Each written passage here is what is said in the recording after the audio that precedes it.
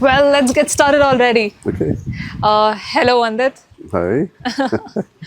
How's your Saturday morning been so far? Nice and lazy. Just getting Wow. started, yeah. Uh-huh. Yeah. So, Okay, so for people who don't know you already, how do you introduce yourself?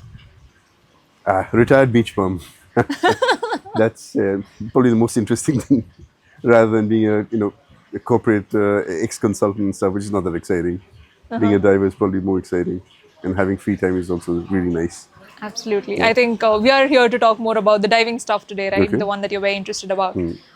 Let's get started on how did you get into diving? Like, when was the first time that you dived and why did you dive? So my first dive was actually I'm going to date myself here. It was all the way back in 1991.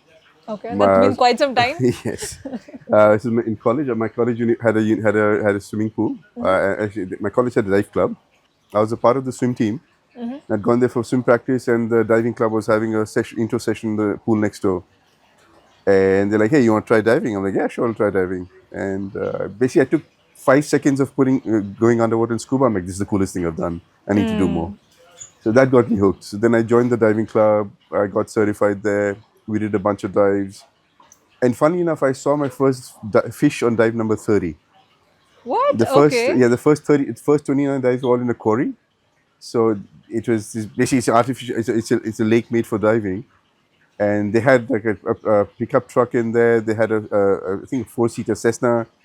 They had a motorcycle, but they had no fish. But it was easy access from the university. It was cheap, and hey, it was diving, and just the feeling of being underwater, just being weightless, was super cool. So, and that got me hooked, and then sort of it went downhill from there. That's lovely. So I think it's roughly been around 25, 30 years that you've 33 if you do the math, which you should Oh, do. okay.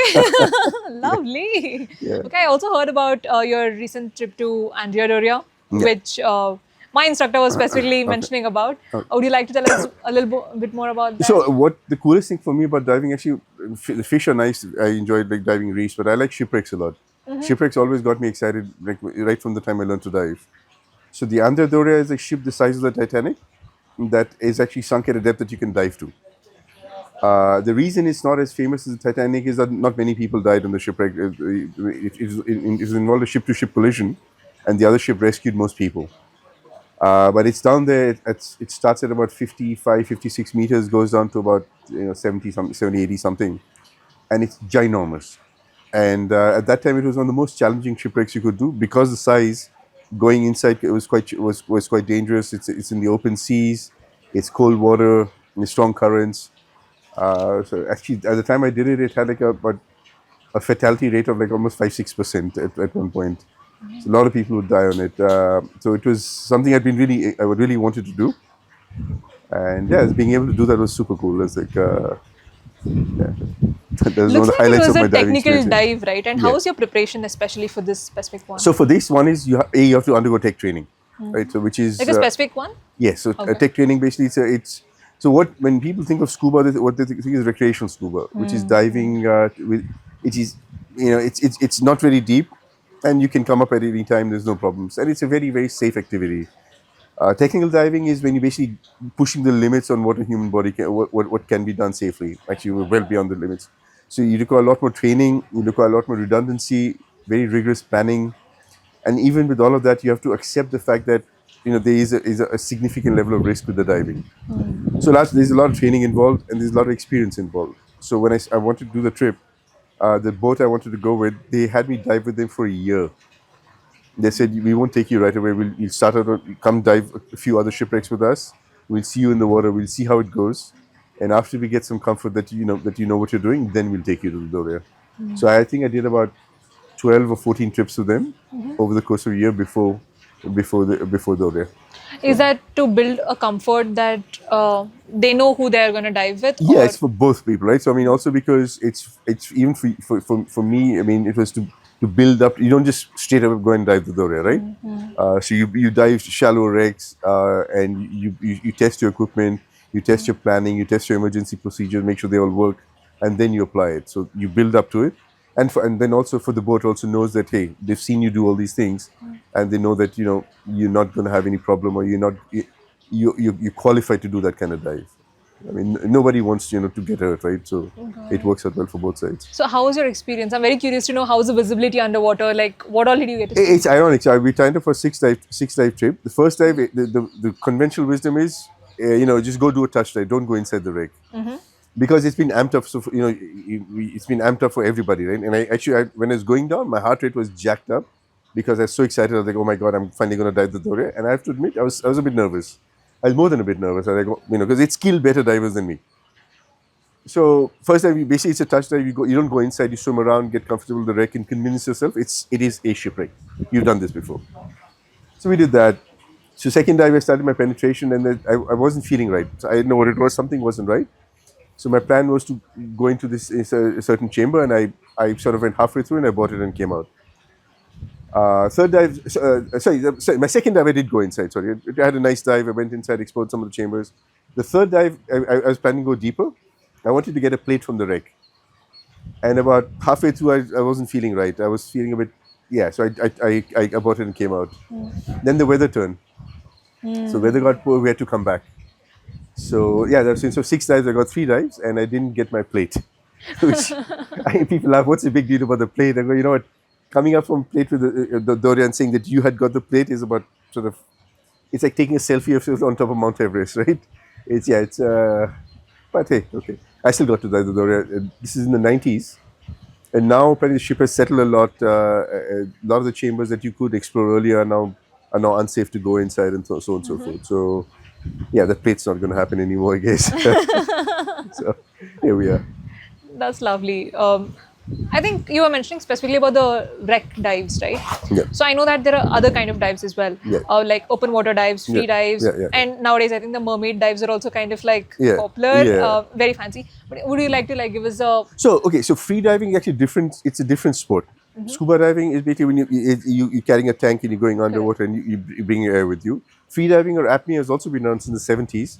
This is breath hold diving. So you have fins, mask, and you basically hold your breath and go down and stay down as long as you can. Some people do it competitively, and that's to say how deep can you go. And they try to set depth records, and depth records are insane.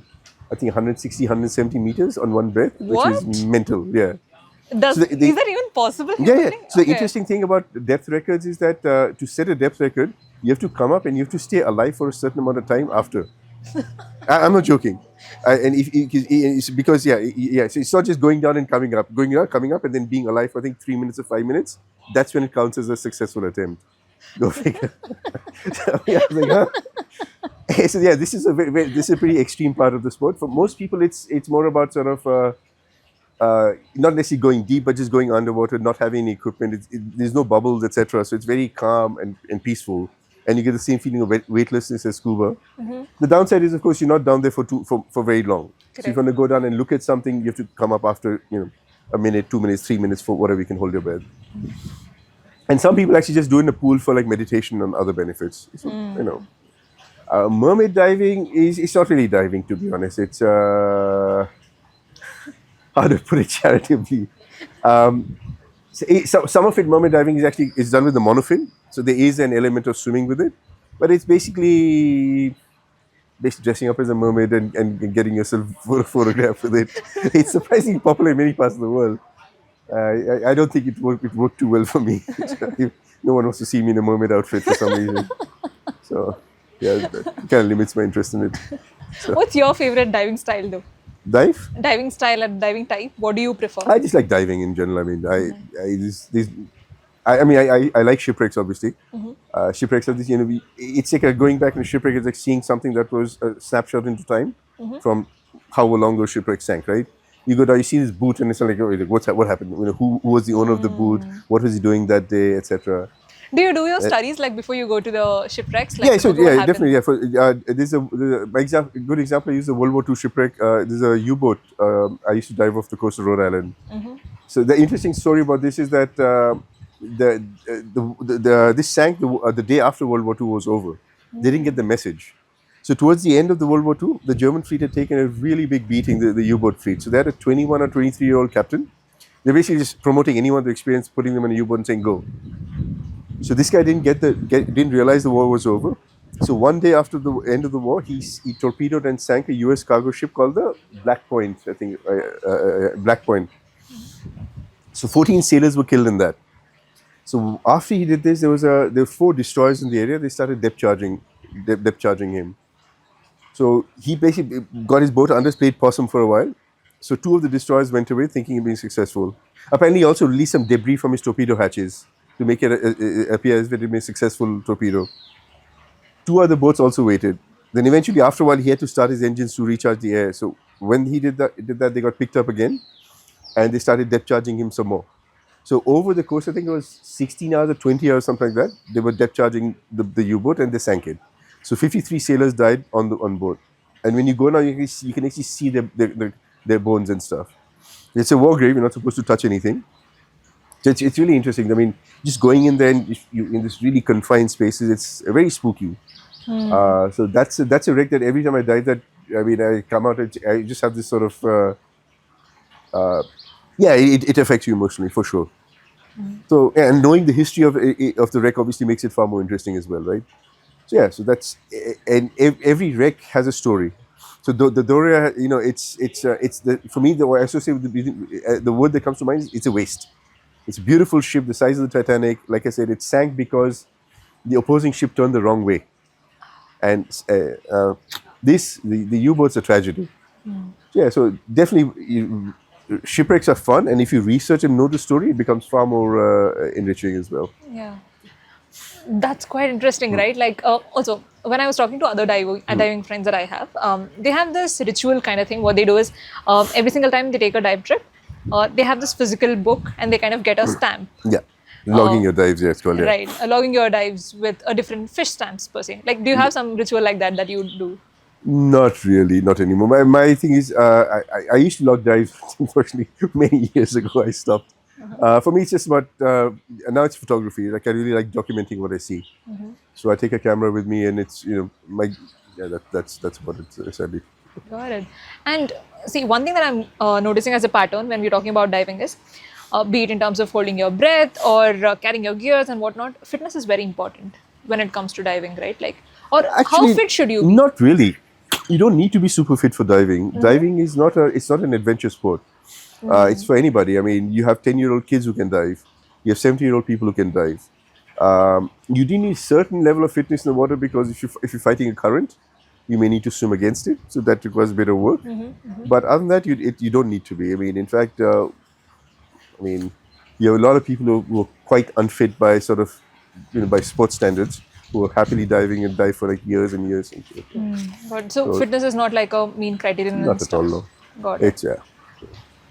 Interesting. And okay, tell us about the most exciting marine creatures that you've seen so far. That you can think about right now when I ask you this question. I can answer that right. It was actually literally about 8 days ago. Okay. I've been so hammerhead sharks. I like sharks. I like photographing sharks, and hammerhead sharks have been sort of I've been trying to see them and photograph them for pretty much since I started diving. And the moment I dive the shark, I'm like, oh, that's the shark I want to see. And I've been going to different locations trying to see the damn things and have not had any luck. So in August, I went to Egypt and I actually saw one hammerhead shark from not too far away. And this time, we had a trip out to the Banda Sea in Indonesia. And there's this extinct volcano in the middle of nowhere, which you have to basically sail to 13 hours away from any land. You get there and you dive here. And there, sort of, we went down. There's a current. There's an upwelling coming up from the deep. And there's fairly strong currents. You hook to the reef and you're waiting and watching. And suddenly these 8 hammerheads came towards us, swam right at us, and then turned away. And that was absolutely amazing. And that's something. I think there's a video of me screaming like a child in the water at that. Do you have a video of this? We really want that video. I think I do. Yeah. That's interesting. Okay, so speaking of sharks, right? That is one of the major scares for somebody who's going underwater for the first time. Like, what if there's a shark? What do you think about sharks? You're lucky. If you're a shark, you should be very happy. Won't they attack you? No, they don't attack sharks. I mean, you basically, we are not food. This is the Jaws has sort of really thrown off people's opinions about sharks do. Sharks don't care about humans. We are not food. We're not. Basically, okay. Let me put it this way: sharks have been around for 300 or 400 million years, and they haven't changed. So they're about as perfect as it gets evolutionary-wise. And at this point, they're fairly clear habits: things I can eat, things I can mate with, and things that are a threat, and things I don't care about. We fall in neither of the first three categories, so they mostly are indifferent. If anything, sharks are probably more spooked with divers.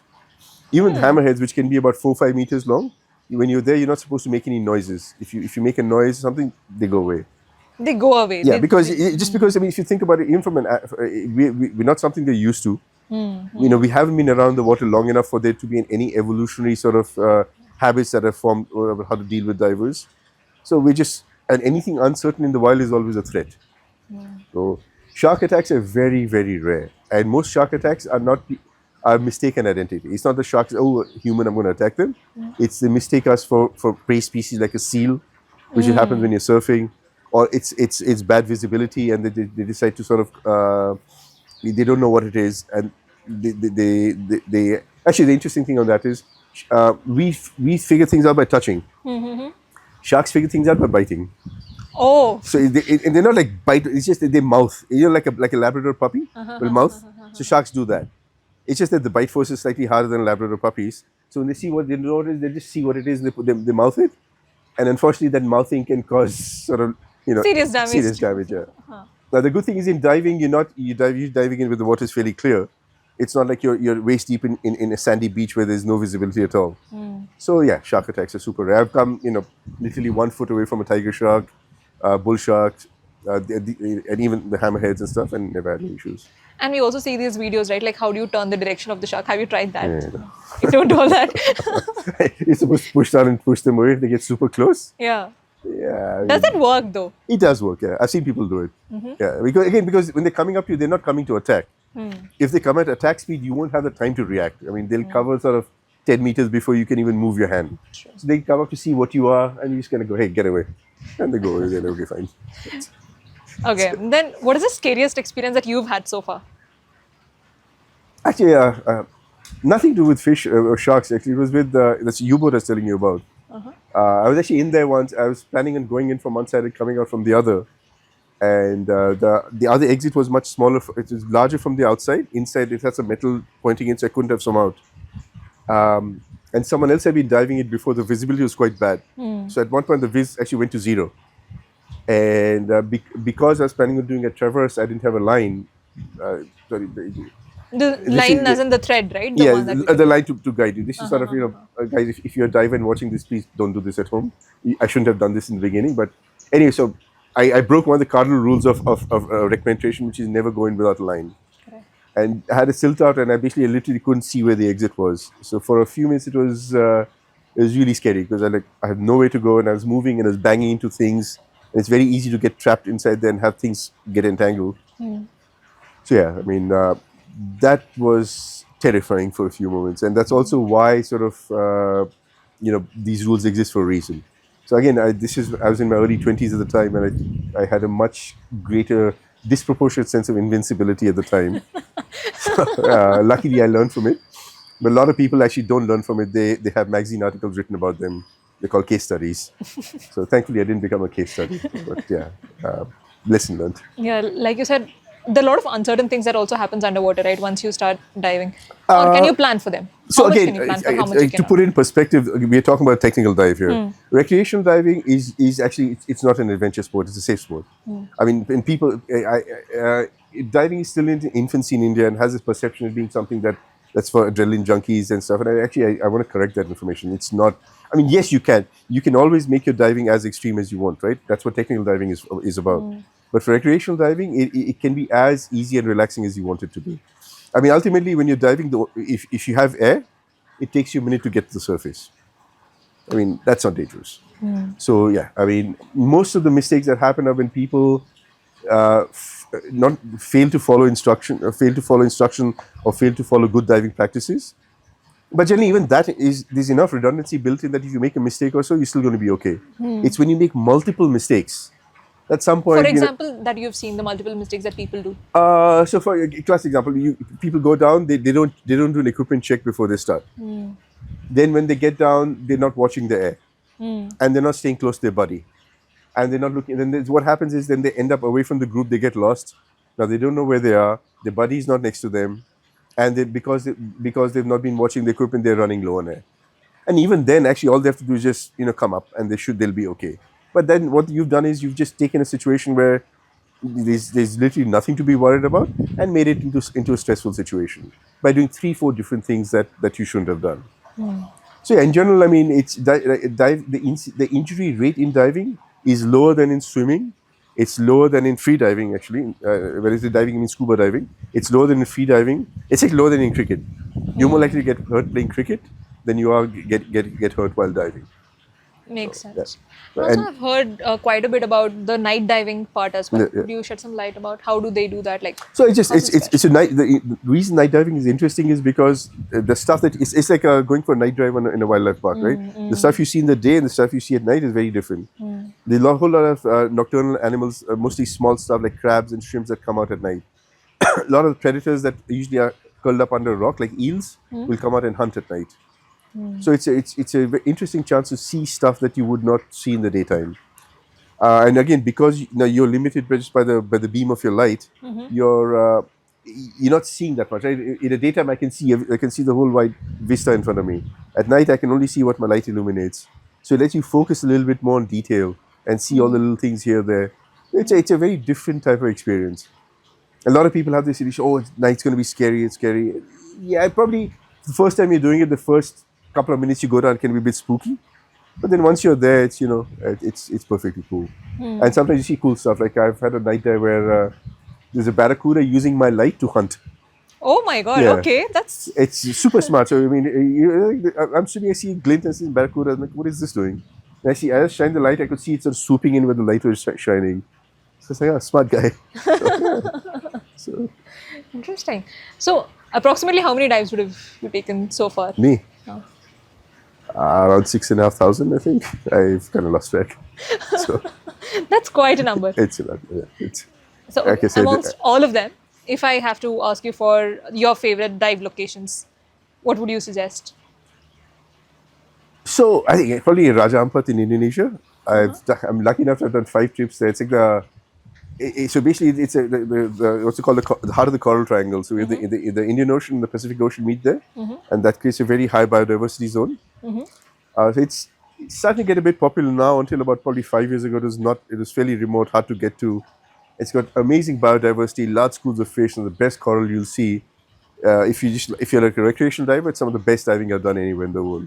And every time I go back, I'm like, I can go to the same spot and just dive it every day for a month and never get bored. It's just so much to see there. And then of course shipwrecks but that's a different that's a different story. I like shipwrecks. So this U-boat I was telling you was probably my favorite dive there. Simply because it's a challenging dive to execute because of the tight spaces inside, because of the story behind it. Yeah, so that's also it's been a fantastic one. I've done probably 80 dives on that wreck, on that U-boat, and every dive, every day has had something different about it. So Lovely. So, do you study? Like, do you study the marine life or do you study about diving? Like, in terms of like, I'm asking resources, books, and stuff like that. Or is it purely experiential? at this point, it is probably mostly experience. I do try to stay up to date on the latest diving theory and teaching trends and things like that. And I this is embarrassing. I'm given how long I've been diving. Marine life. I'm a very keen wildlife enthusiast. I'm a birder, so like, and with fish, for example, I'm not really that keen on sort of going hardcore into identifying, What fish is what there? variant of this. I know the general families, and beyond that, my bigger interest is in documenting the behavior with photography. Few interesting behaviors that you've noticed in fishes, and you very clearly remember it. Okay, this is something which I noticed. This is how they behave. Something like So we tend to think of fish as being pretty like sort of stupid, right? The whole goldfish has 3-second memory and stuff like that. So one is I told you about this barracuda that I was Correct. hunting. This on the dive site called Johnny's Gorge, where there's this big potato cod. We used to call him Boris for some reason. I don't know why. So he was about 4 or 5 feet long, and he's super curious. So whenever we used to go diving, he used to come right up to divers to see what we were. He's literally like a puppy. I mean, so in the water, and you get in the water, and you could actually see him swimming towards you. He'd actually swim up to you and actually come right up against you. Now, I have a photo of him. I'll show you. Basically, I'm trying to take a picture of him, and I'm trying to back up so I can compose the image, and he keeps coming closer and closer and closer. So yeah, so curiosity, that fish are curious is also something I never expected. And then there's obviously the octopi. They play with you. So in the Andamans, I used to go taking a walk in the rock pools with my dogs, and there's an octopus that's in the rock pool. So he's waving. So my dog went to sniff at it. It climbed onto his nose. So I actually have a photo of my dog with an octopus sitting on his nose. Dog's looking really alarmed, like, what's going on? And then afterwards, we touched it, it jumped back in the water and it was okay. Okay. So that the level of interaction is also very unexpected, right? So sometimes, some octopi, if they're feeling comfortable, if you wiggle your fingers at them, they will bring out a tentacle and play with you as well. Okay. So, yeah, That's very cute. Yeah. And then there's of course predators. So when the sharks make eye contact with you, when they swim by, most fish are just like, whatever. Sharks, and they swim by, the eye turns and watches you as they go, which is spooky. It's very cool. So you have their attention. Even they're not doing anything because it's turned, it's going by, but you can see as it's going by, his eyes tracking you. So that's fun. So, Quite interesting. So now that you've taken a lot of trips so far, dive trips, how do you plan your dive trips? so it's two things. One is basically what is there to see. So sometimes you do trips based on sort of specific highlights. So if you want to go see hammerheads, you go here. If you want to see manta rays, you go there. Other times you go based on sort of what's the experience level of the group that you're going with. So if you have divers who are sort of new to diving, we'll pick sites that are sort of suitable for them, so that they won't get sort of overwhelmed by the diving conditions. But there's enough so they can continue to work on the skills, improve, and still there's stuff for them to see. Right? If someone's recently got certified, I won't take them to a place where there's like a ripping current where if you make a slightest mistake, you get carried out to sea. That's not really sensible. So the idea is to find the right match between interest and ability, and also then prevailing conditions, right? So, depending on what time of the year you want to dive, some place might be in season, off season, etc. Yeah.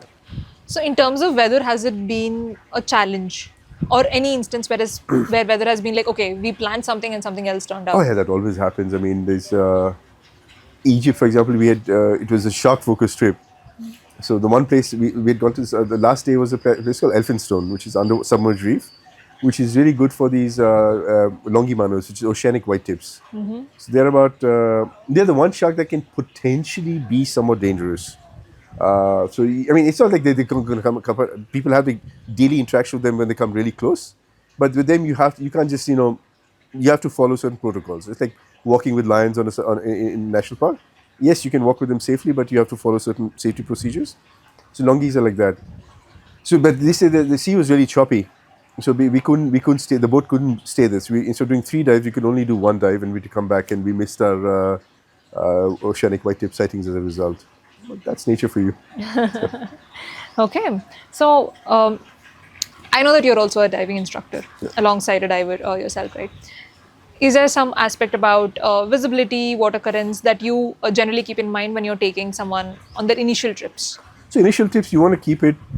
You want to progressively load your students, right? So if you start in a pool here, a pool is as controlled as it gets, right? It's familiar. You can develop your skills there. Then the moment you go into the ocean, you're adding uncertainty. So how much uncertainty do you add? Your depth, visibility, water temperature, currents, etc. So what you can control is depth, right? Depth's not going to change. If I pick a site, I know how deep it is. That depth is. So you start with an easier dive that's not too deep. Then you try to pick conditions at least where the current is not too strong.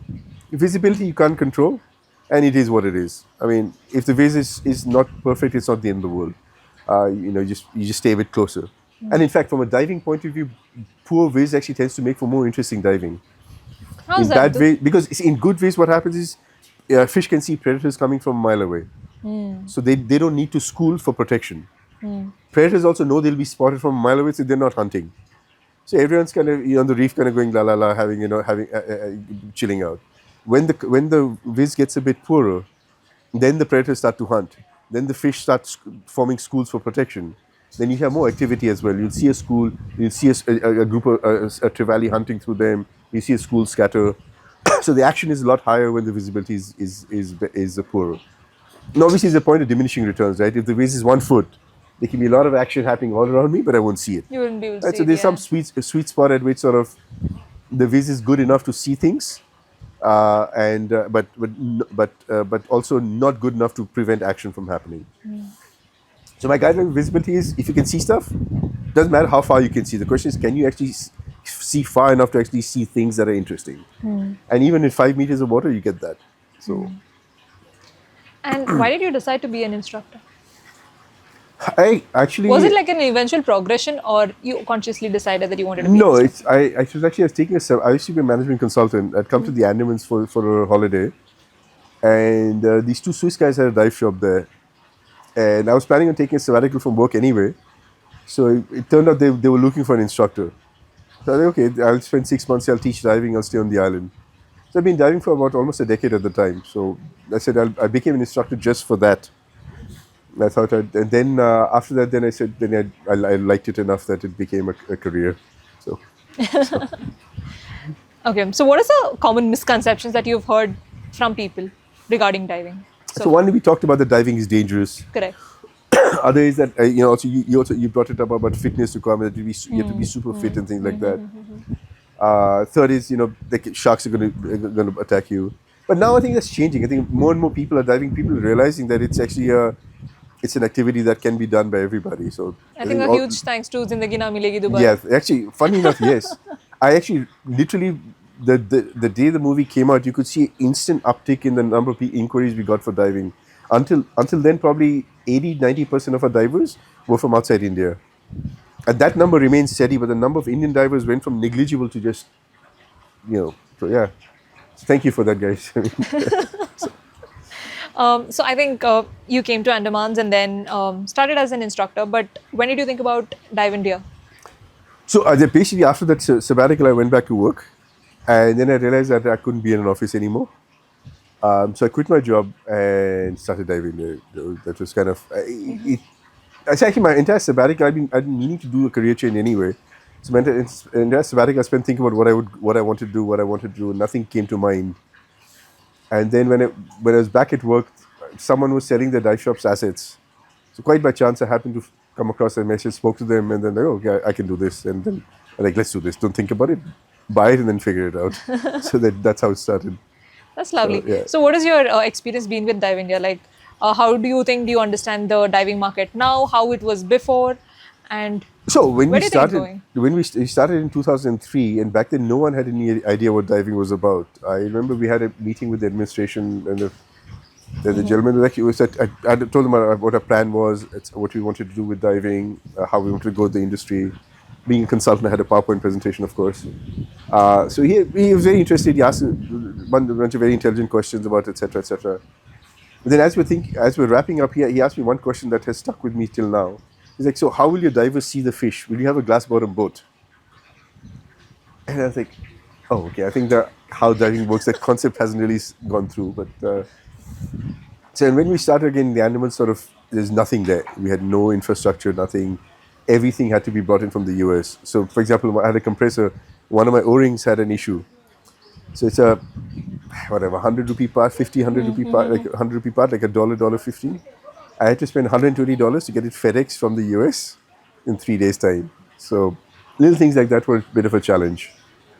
At that time, also, the Andamans also had a reputation of being having a bunch of fly-by-night dive operators. So when we started, a lot of people who were coming there were also a little bit had the guard up, because it's frontier diving, right? So building that trust with people is also a bit of a challenge. And while I knew diving, I had a very good idea how I wanted to run dive center. I never actually run a dive center before, right? So some of the operational, logistical side of things were also a bit of were something we learned as we went. So when we muddled along, and we apparently did well enough, we didn't make too many. I don't think we made too many critical mistakes.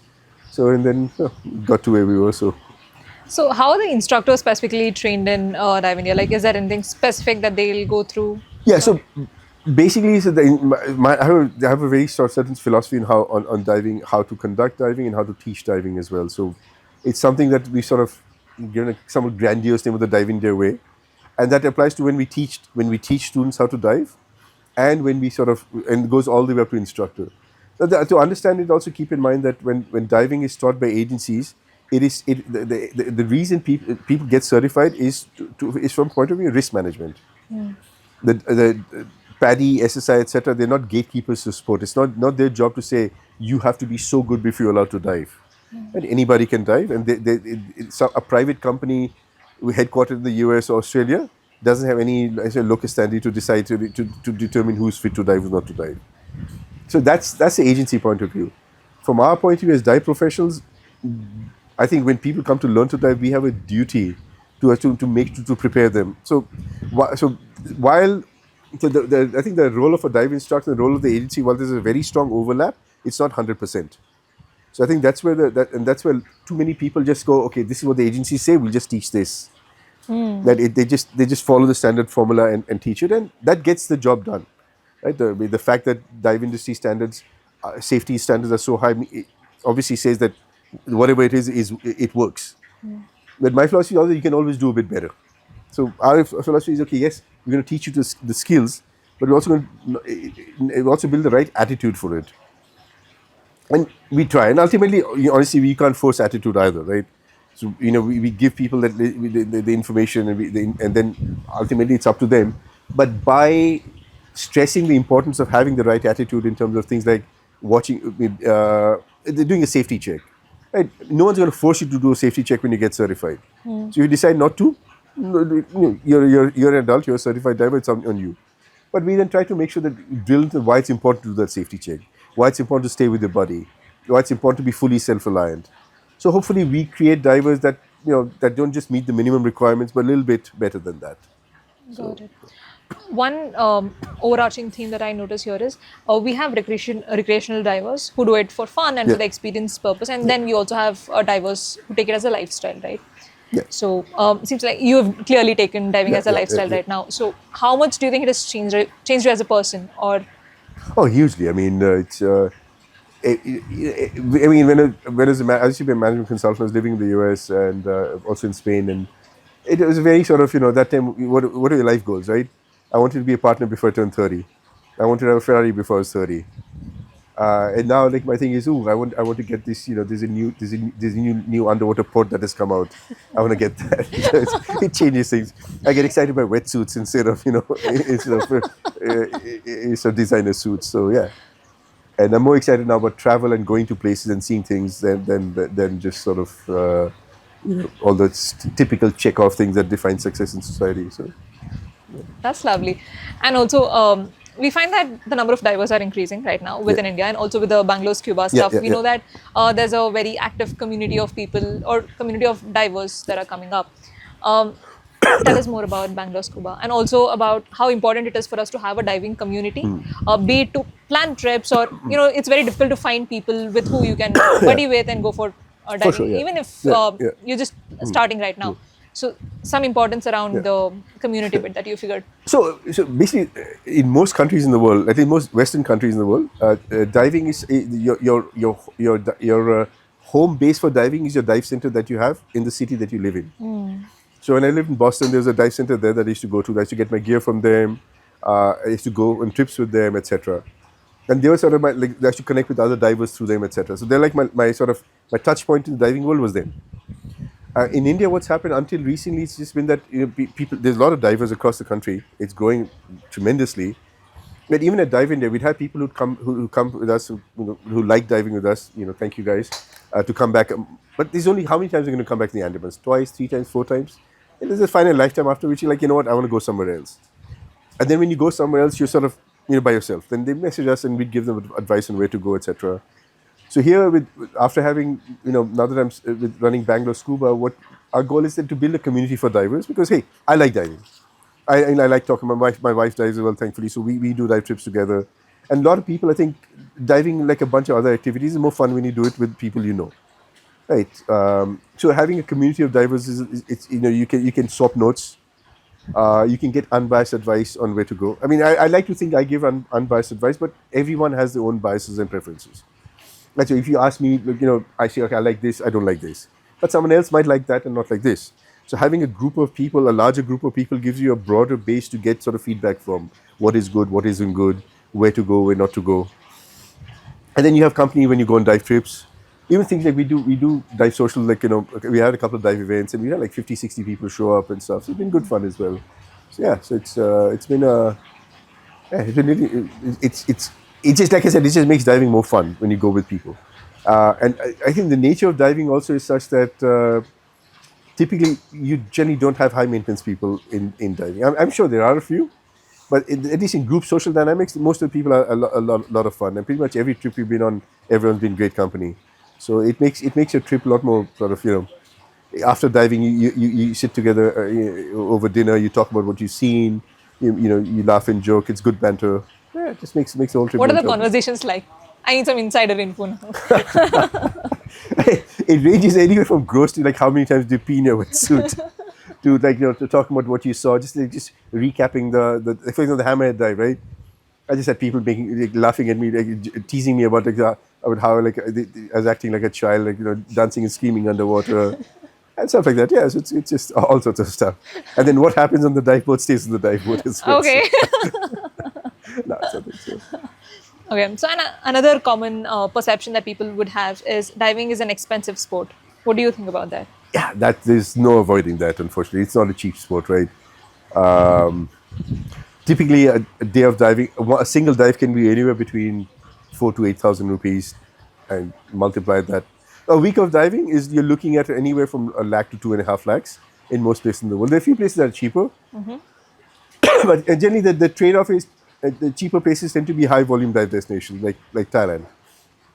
And you'll be there, you'll have a boat with 30, 40 other divers, and not the greatest diving in the world, to be very honest. And then and that's it. But yeah, there's the nature of diving is that the nicer diving tends to be in more remote locations. In more remote locations, the cost of doing business is higher. The nature of diving is also such that people like to dive without other people, in smaller groups.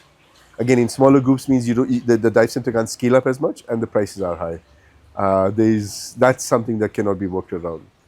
But that being said, there are still ways to do diving without it being like excruciatingly painful. I mean, a lot of our dive trips are in the lakh plus minus range as well. So they don't necessarily they're not all in the 3, 4, 5 lakh range. We have a couple of trips that are expensive, and we also try to keep trips sort of that are affordable for a lot of people. But yeah, it's never going to be like cheap. But then I mean, people buy new iPhones every year, right? So that's not cheap either. So it's a matter of perspective. And if in case I'm choosing a dive center to dive with whenever I'm going next, what all are the things that I should look for in a dive center? So, I mean, the minimum thing you look for is it accredited with an agency? PADI, SSI, NAUI, whoever, doesn't matter as much. Because with an agency, at least you'll have some standards on staffing, dive procedures, etc. But more importantly, that I think, for me at least, as long as it is a reputable dive center, for me, what I look for is like when I email them and say, listen, this is what I want to do. What kind of response do I get for them? So for my preferences, I want a dive center that's kind of flexible. Like, hey, come on, don't worry, we'll try to figure it out. We'll do this, we'll do that. Some people like a dive center that's got everything planned. So when for example, when we as a dive center, because of my preferences as a dive center, DiveIndia, we were fairly relaxed and flexible.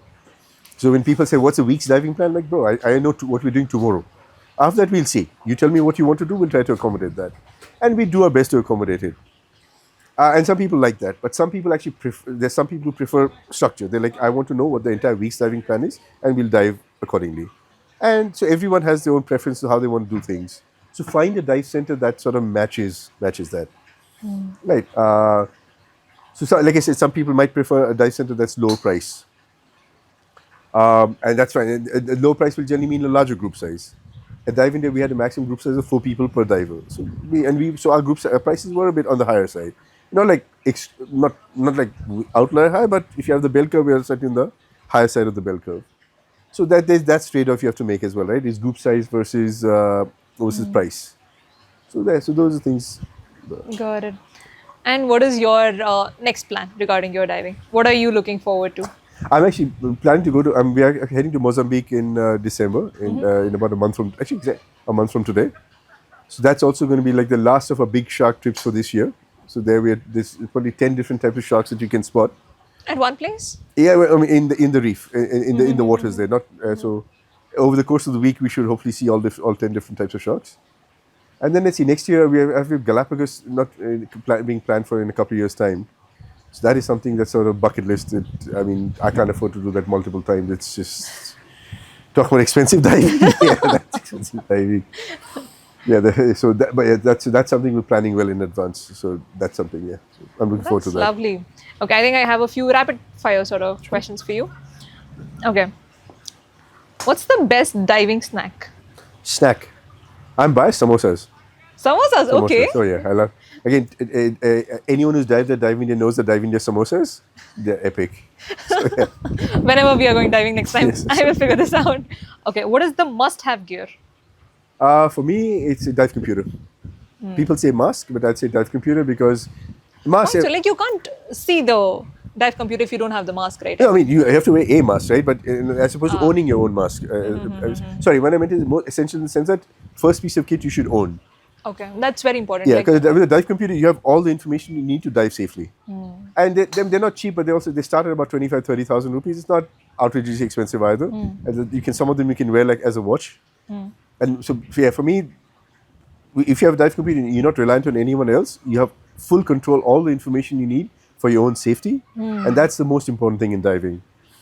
Mask is also some people a mask, or if a mask is not comfortable, it can leak, etc. So that's the other, masks are not expensive; they're like 4,000-5,000 rupees. So that's a fairly small investment. Pick got the it. two, one of the two, or both actually. Okay, so I think I got to know about your one non-diving hobby, that is photography. Yes. But do you have any other hobbies apart from diving? Actually, well, I mean, I play squash. I cycle. I used to cycle and race. I need to get back to that at some point. So that's all. Okay. I have a cold So mind. I think few closing remarks from my end. Something that you would suggest for a first-time diver or a very noob diver, what should they keep in mind before they get started with this? So the first thing to remember is diving is not a commodity. Like we get numerous people asking us, this dive is here so much, that place sells for a few hundred rupees less or whatever. It's like the way I think of it is when you're learning to dive, think of it like going to school. You won't go, oh, this school is the tuition is 10,000, that school is 5,000. I'll go to that school, right? No one picks a school based on the cost of tuition. Obviously, you want to find something where the budget Which is works for you. affordable, but within that, it's you're not picking it based on the quality on price. So diving is also not fungible. I can teach diving two different ways. I can teach a course. I can do it perfectly by the book, teach everything, and teach a fairly shoddy course. Or you can put in a lot of effort and go well beyond the minimum standards because there's a lot of flexibility and interpretation in how things should be taught. So the first thing to divers is make sure when you learn to dive at a place which is invested in making sure you become a good diver. And if it costs a few thousand rupees more or less, it doesn't matter so much. In the long run, whether you pay 5,000 more for a course is noise.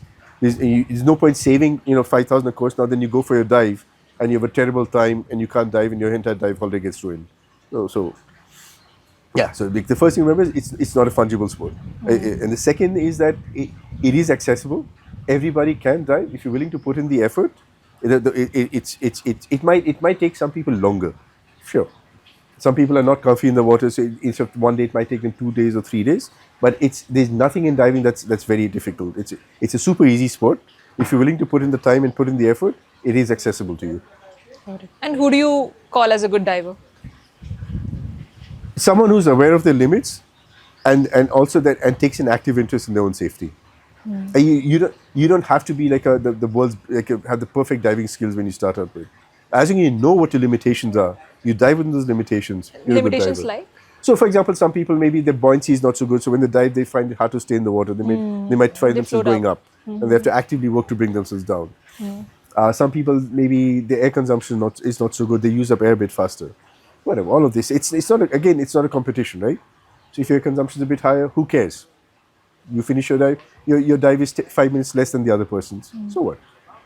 If your buoyancy is not so good, the things you can do, just maybe don't dive in a strong current, or pick a dive, shallow dive, while you work on your skills. Again, that's fine. Right? So it's like I said, you're not competing against other people. You are in there to try to go have fun, and whatever your ability is, there are ways to do so. Just as long as you know that if your buoyancy is not good, don't go to do a 35-meter dive in the open ocean with currents, right? So yeah. So I think these are specifically the two things that I'm working on myself. Okay. So anything that you would suggest that I can do better? Buoyancy, come practice in the pool, and then also keep diving. So that's the other thing, is that benefit of having the dive club is that for a lot of people, diving is something to do once a year on a dive holiday, right? It doesn't have to be that way. The one thing we do about 3-4 camps a year. So it's a weekend. You leave on a Thursday night or Friday night, dive Saturday, Sunday, and you're back. You don't maybe miss one day of work, or maybe no days of work, and you get 4 to 6 dives in that time. So it's a great way to keep your diving skills current. Again, go on a small diving holiday, test some gear, work on your skills, and just stay with the sport. And you know what? You don't have to go on an expensive dive holiday to have fun diving. I've been doing these trips now for a while. I still enjoy going diving in Etrani and Pondicherry and stuff like that. It's fun diving, and it sure hell it beats out being stuck in Bangalore traffic, right? So, For sure. yeah. Okay, towards the end, anything that you think that we have not covered today regarding diving? Not no, nothing coming to mind. Yeah. Okay, I think in that case, we are closing now. Thank you so much for making time today, Pleasure. Vandit. Anytime. Glad to help. Thank Lovely. you for having me.